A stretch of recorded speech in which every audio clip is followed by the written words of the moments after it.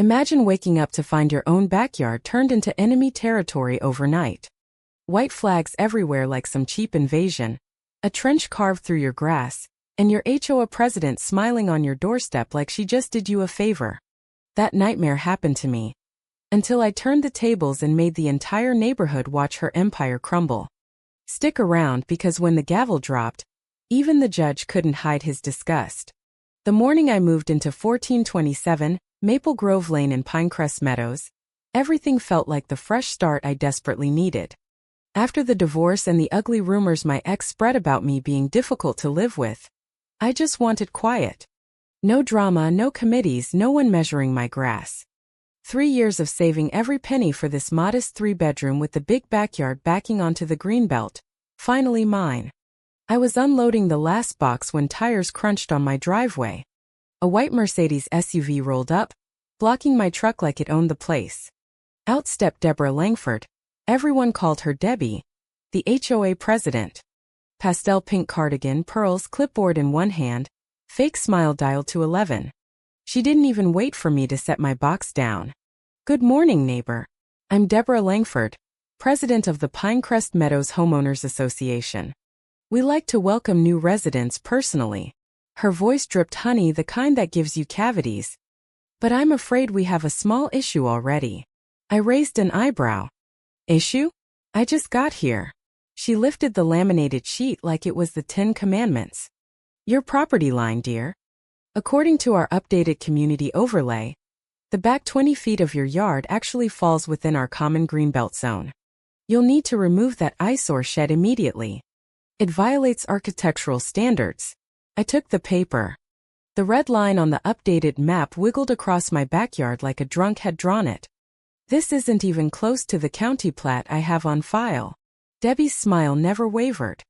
Our association uses more current technology than the county, Ethan. We're all about harmony here. Continuity. You understand. Harmony. Right. The same harmony that had already fined Mrs. Alvarez down the street for planting tomatoes because vegetable gardens lower property values. I'd seen the neighborhood Facebook group before I bought. Endless posts about maintaining standards. I was the new guy, recently divorced, working from home as a freelance surveyor. Perfect target for their favorite hobby. Making examples. I handed the map back. I'll look into it. She patted my arm like I was a slow child. You do that, dear. Fines start at $200 a day after 72 hours. We're a family here. She drove off, tires perfectly centered on my driveway. I stood there, map crumpled in my fist, watching her taillights disappear. Family. Sure. The kind that stabs you in the back while offering cookies. That night I couldn't sleep. Something about her certainty gnawed at me. I'd spent 15 years reading land surveys for a living. Those lines didn't lie. Her map did. By morning I had my answer. A white envelope tucked under my windshield wiper. Notice of violation. Unapproved structure. My shed, the one that came with the house, was now non-compliant. Another notice taped to the shed door itself. Visual compliance required. Remove or face daily fines. I almost laughed. Almost. Because when I walked the back fence line at sunrise, there they were. Dozens of little white plastic flags staked neatly across my grass, marching straight through where my property line should have been. Someone had come in the dark and claimed my yard like it was free real estate. The neighbors were already whispering. I saw curtains twitch. Mrs. Peterson across the street, the one who reported me to the group chat for parking my work van too long, was on her porch pretending to water flowers while staring. The HOA group chat pinged my phone. Somehow I was added, new resident Ethan already causing issues? We must protect our property values, everyone.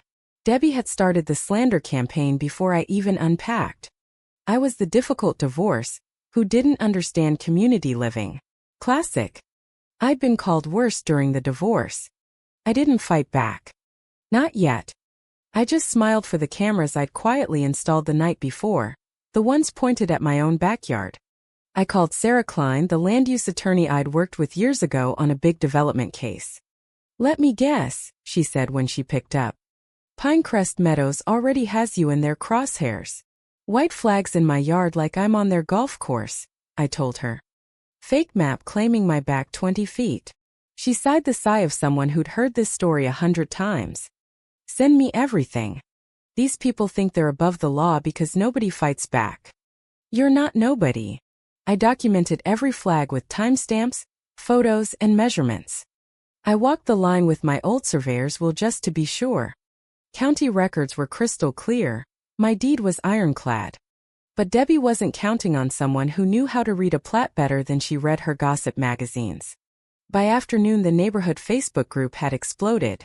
Is anyone else concerned about the new guy ignoring rules already? Debbie posted a screenshot of my shed with crying emojis. Comments poured in. Property values will tank. We moved here for standards. I read them all, sipping coffee on my porch, letting the rage simmer into something colder. Something useful. That evening another envelope appeared. Hand-delivered, no stamp. Second notice. Your non-compliance is affecting the entire community's aesthetic harmony.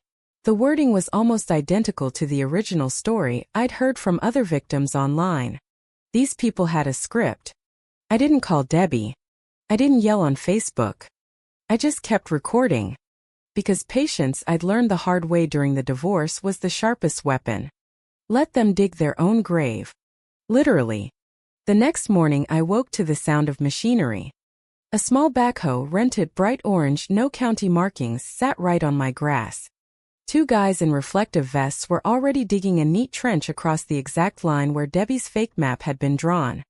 Dirt piled high. A little sign staked beside it. Community Drainage Improvement. Pinecrest Meadows HOA. I stepped outside in my robe, phone recording. Morning, gentlemen. Mind telling me why you're tearing up my yard? One of them froze. The other tried the script. We have authorization from the Association for Greenbelt Maintenance. Greenbelt starts 20 feet that way, I said, pointing at the actual boundary. This is private property. You're trespassing. They exchanged looks. The talker smirked. Talk to Miss Langford. She said it's fine.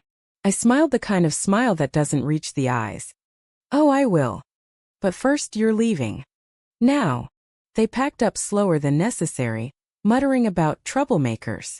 I got every face, every license plate, every shovelful of my dirt on video. Debbie's little empire was handing me ammunition faster than I could catalog it. That night the group chat lit up again. Ethan is harassing our maintenance crew now? Unbelievable. Debbie posted a tearful update. We're just trying to improve the neighborhood for everyone. And some people refuse to cooperate. Neighbors piled on. I was officially the villain. The recluse. The guy destroying harmony. I sat in my dark living room watching the footage, laughing quietly to myself. The dark, bitter kind of laugh that comes when you realize how ridiculous powerful people become when they think no one can touch them. Debbie thought she was untouchable. She had no idea I was already 3 steps ahead. Because while they were busy planting flags and digging trenches, I'd requested every public record on the Pinecrest Meadows HOA, and what I found buried in the county filings made the white flags look like child's play. The trench stayed there for 3 days like an open wound across my lawn. Every time I stepped outside, neighbors slowed their evening walks to stare. Debbie drove by twice, waving like we were old friends. Looking good back there, Ethan. The community appreciates your cooperation. Her voice carried that sugary poison that made my teeth itch. I didn't fill the trench. I photographed it from every angle, measured the depth, and sent everything to Sarah. This is textbook trespass and property damage, she told me. But judges love patterns. Let them keep going. They always do. She was right. 2 nights later my security app pinged at 2:17 a.m. Motion on the back camera. I watched live as a hooded figure slipped through the shadows carrying what looked like wire cutters. They headed straight for my central AC unit, the one that kept the whole house comfortable in Texas heat. A few snips, a quick spray of something from a can, and the unit sputtered. The figure gave a little thumbs up to the darkness before disappearing toward the HOA side of the greenbelt. I didn't chase. I let the footage roll. By morning the AC was dead, my house was 88 degrees, and another anonymous note appeared in my mailbox. Compliance prevents further complications. No signature. But the limp in the intruder's left leg matched the guy I'd seen driving Debbie's maintenance truck earlier that week. The slander campaign hit overdrive. Someone started a poll in the group chat. Should we petition the board to enforce stricter rules on non-compliant residents? 87% voted yes. Debbie commented. We must protect what we've all worked so hard to build. Some people just don't understand what community really means. The comments underneath were vicious. He's bringing the whole neighborhood down. Divorce guys like that always cause problems. They didn't know me. They didn't need to. Debbie had painted the picture, and they were happy to color inside the lines. I smiled every time I read them, because while they were busy hating me online, I'd quietly added 4 more cameras, requested open records emails between Debbie and the county, and discovered something delicious. Debbie's brother-in-law owned the landscaping company that donated services to the HOA, the same company that just happened to be bidding on a major Greenbelt expansion project. Expansion that required extra land. My land. The pieces clicked like a bad puzzle. This wasn't about aesthetics. It was about money. The HOA wanted to annex my backyard to make the Greenbelt bigger, so they could charge higher assessments and maybe even sell development rights later. Classic. And Debbie was the smiling face of the grift. I kept quiet. I fixed the AC myself, documented the sabotage, and waited. The next escalation came in broad daylight. A community beautification crew showed up, same vests, same smirks, carrying bags of approved mulch they started dumping directly onto my side of the trench like they owned the place. One guy even started hammering a new Pinecrest Meadows Greenbelt sign into my grass. I stepped out with my phone. Gentlemen, you're on private property. Again. The crew leader, same guy from the trench, shrugged. Board approved this zone last night. You're holding up progress, pal. I zoomed in on his face. Smile for the camera. Judge Whitaker loves clear evidence. They left faster this time. But not before Debbie herself pulled up in her Mercedes, windows down, voice sweet as syrup. Ethan, darling. Must you make everything so difficult? We're doing this for the children. Think of the families. I looked her dead in the eye. Funny. I don't remember signing up for your family. Her smile faltered for half a second, the first crack. Then she recovered. You will learn, dear. Everyone does. That night I sent Sarah everything. We have pattern, intent, and financial motive, she said.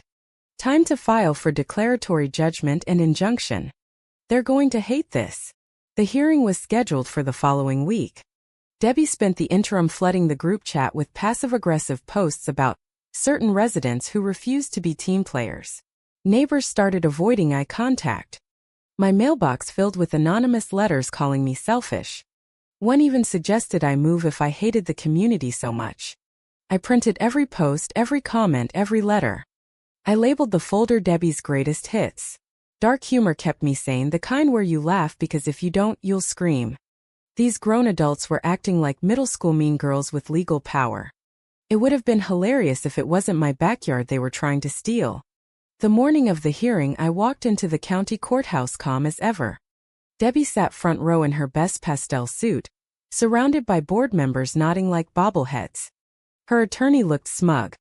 I sat with Sarah, folders stacked like armor. Judge Whitaker didn't waste time.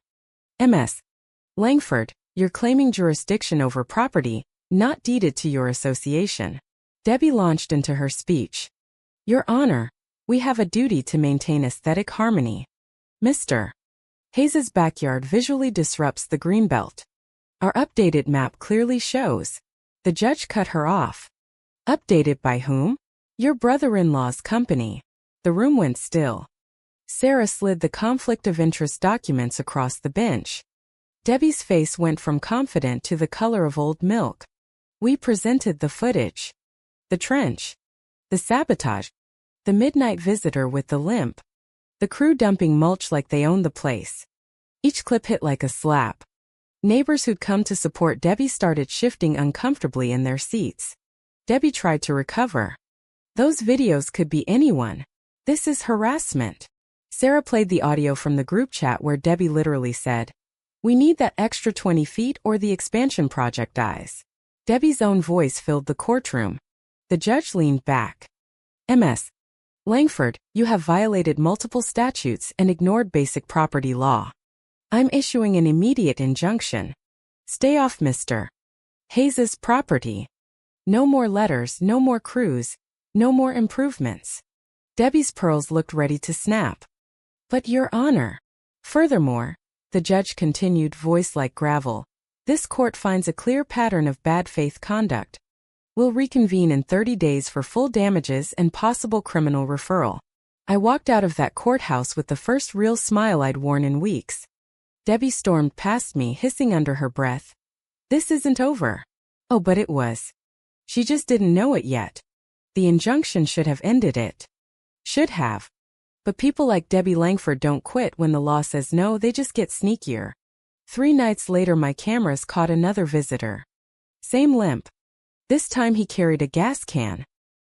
He splashed something along the base of my storage shed, the one holding all my photography equipment and old survey gear, then lit a match. The flames caught fast. I was out the door with the extinguisher before the fire department even got the call. By the time they arrived the shed was half gone, but the house was safe.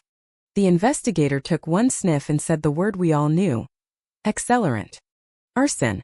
I sent the footage straight to the sheriff and Sarah. The intruder's face was clear as day. Ray, Debbie's favorite contractor. The same guy who'd been in every illegal crew. The neighborhood group chat went silent for exactly 12 hours. Then Debbie posted a tearful update. Tragic fire at a neighbor's home. We're praying for him and offering support. The comments were full of fake concern. No one mentioned the gas can. No one mentioned the limp. I didn't respond. I just kept feeding evidence to the authorities. The county finally opened a criminal investigation. Sarah filed for emergency expansion of the injunction. And I waited, patient as ever, while Debbie's empire started to crack. The final hearing came faster than anyone expected. Federal investigators had gotten involved after discovering Debbie's brother-in-law had funneled HOA money into the landscaping bids. Racketeering territory. The courtroom was packed.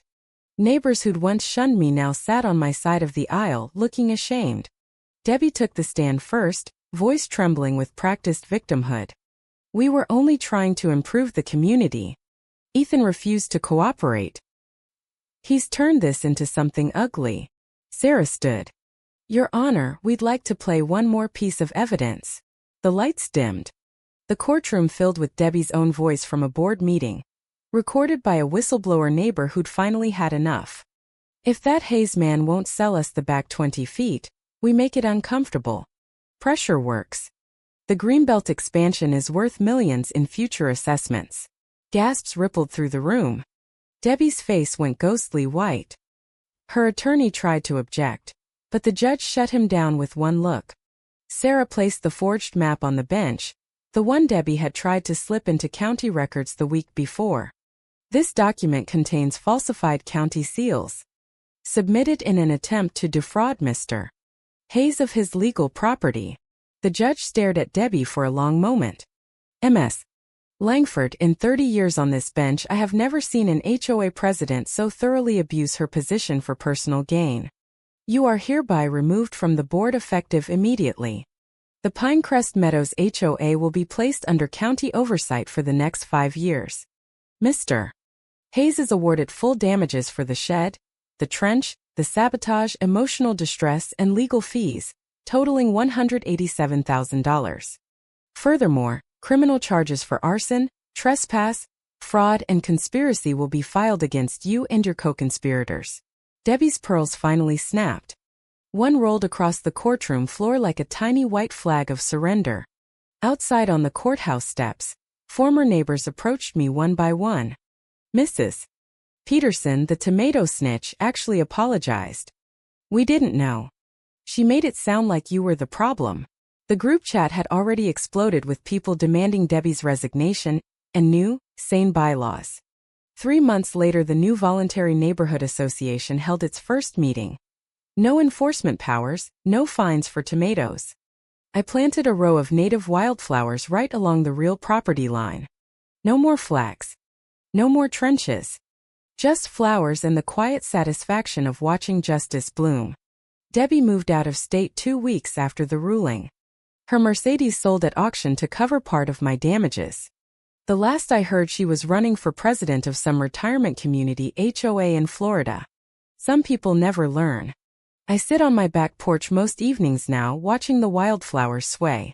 The shed is rebuilt bigger, better, with even more cameras. The neighborhood is quieter in the best way. No more whispers. No more fake smiles. Just people waving hello like actual neighbors. The ridge, my backyard, stands on truth again. Nobody rewrites that. So here's the question I want you to answer honestly in the comments.